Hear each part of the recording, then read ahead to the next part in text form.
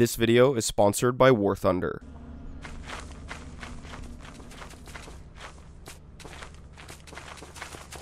What the f? Kidnapper Fox.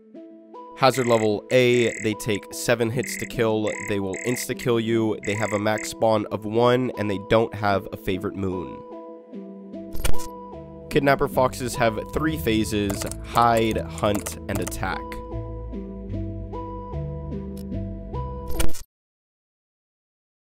Before this video begins, I want to give a huge shout out to Jabu for decompiling Kidnapper Foxes, and I wanted to tell you guys that on the doc, he has clearly stated that he is calling it John and we can't stop him, so for the rest of this video, I will be referring to the Kidnapper Fox as John. John will only spawn if there are 17 or more Vein Shrouds, which are the new weeds that were introduced in version 55. The way Vein Shrouds spawn is a little complicated, but all you really have to know is that they're more likely to grow when you leave a moon, and once they start growing, they'll keep growing every day. Every 2 hours, John's chances of spawning are the amount of Vein Shrouds on the map divided by 50. So if there are 25 Vein Shrouds, that would mean there's a 50% chance of John spawning every 2 hours. This means by removing Vein Shrouds, you are lessening the chance of John spawning. However, this won't be taken into place until the next time you land on that moon. This also means that if there are 50 or more Vein Shrouds on your map, John is guaranteed to spawn at the very beginning of the day. He will always spawn in his favorite place, which is usually the center of the biggest group of weeds. Also, the max spawn on each moon is 1, meaning you will only ever see 1 John on each run, even if you kill him. During John's hiding phase, he will simply hide right around his favorite place. After 70 seconds of being in this phase, John will move to his aggressive spot, which is usually the second biggest batch of weeds. The only time he'll go back to his favorite place is if this phase resets.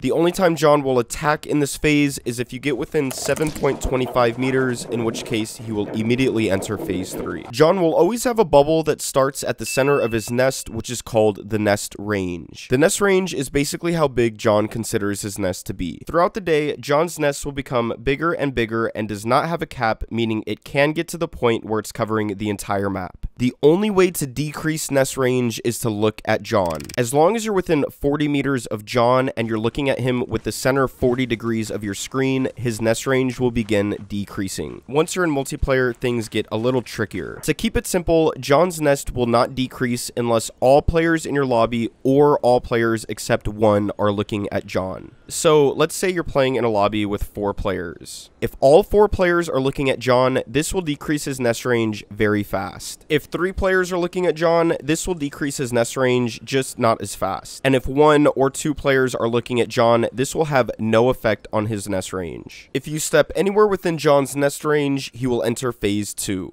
Please keep in mind that there's a lot more that goes into John's AI, which I will have written down in my Discord server. Before I explain John's hunting phase, we're going to give a quick thank you to today's sponsor. Before you skip, I've asked War Thunder if I can go off script and give you guys more of a review instead of the typical advertisement, and they gave me the green light. In my last War Thunder review, I found out it's free on PlayStation, Xbox, and PC, so I downloaded and played as an aircraft, but this time I wanted to try playing as a tank. After the tutorial, I looked through dozens of available tanks to play, and when I finally chose one, I threw on a couple decals, an exclusive decoration, and jumped right into a game. I didn't think playing as a tank was going to be as fun as the aircraft, but once I started blasting my machine gun and blowing up other tanks, I was actually having more fun than I thought. I also noticed that anytime I hit an enemy tank, a screen would pop up in the top right corner showing what's called X-ray mode, which showed a slow motion replay of where my shots were going and how they affected the enemy tank. This is easily one of the most useful features in this game because it gave me just the insight I needed to know whether I should push up or back up. I was pretty impressed with how realistic the fires and explosions looked, and even more impressed with the fact that I didn't have any lag even though my PC parts are like 3 generations old. I played a few more games, grinded enough currency to upgrade my tank, and called it a day. War Thunder gave me a personal link that I'll put in the description and pinned comment. If you use this link, you'll be given 100,000 Silver Lions, a week of premium account, as well as some premium vehicles. All of these amenities will help you make upgrades and buy way better vehicles so much faster, so if you've never played War Thunder or haven't played in 6 months, use my link ASAP because if you wait too long, the link will not work. Now, let's get back to John. As soon as John enters phase 2, he will leave his hiding spot and pathfind to a node behind you. While you're in his nest, John knows exactly where you are, so no matter where you go, John will try to find a way to sneak up behind you. If he gets close enough, which is within 10 meters of you, then he will attack.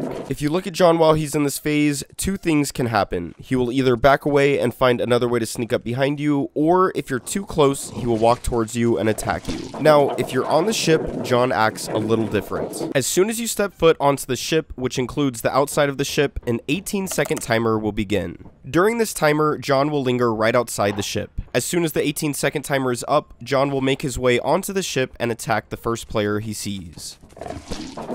When John attacks you, he will shoot out his tongue in an attempt to grab you. If you're in the company cruiser or standing on the ship, you're completely safe from this attack. However, if John is on the ship too, which will only happen after the 18-second timer I mentioned earlier, then he will be able to grab you. And if John grabs you while you're on the ship, you will not be able to close the ship doors. If John successfully grabs you, he will make you drop all your items and begin pulling you towards his nest. The longer he pulls, the harder he pulls. Also, when he grabs you, it does not do any damage. There are a few ways you can get out of this. You can pick up your weapon and hit John, pick up your jetpack and fly away, you can stun John, or you can have a teammate hit John or his tongue with a weapon. Any of these will cause John to run back to his nest and return to phase 1. John has a 7-meter bubble around his nest, which we will call his attack range. He cannot kill anyone unless he is within his attack range. When John grabs you, he attempts to bring you back into his attack range, and if he does, he will kill you the moment you make contact with him. John has 7 HP. Outdoor enemies can kill John, however, the only enemy that will actually target him are baboon hawks. If you want to kill him, you have a couple options. The first way, and my personal favorite, is to run him over with the company cruiser. The second is to shoot him with a shotgun, which will take a minimum of 2 shots. And the final way is to hit him 7 times with a shovel or knife. Please note that hitting John's tongue does not hurt him, it only takes him out of phase 3. The only way to hurt John is to hit his actual body. You need to be very careful when hitting John because when you do, 2 things will happen.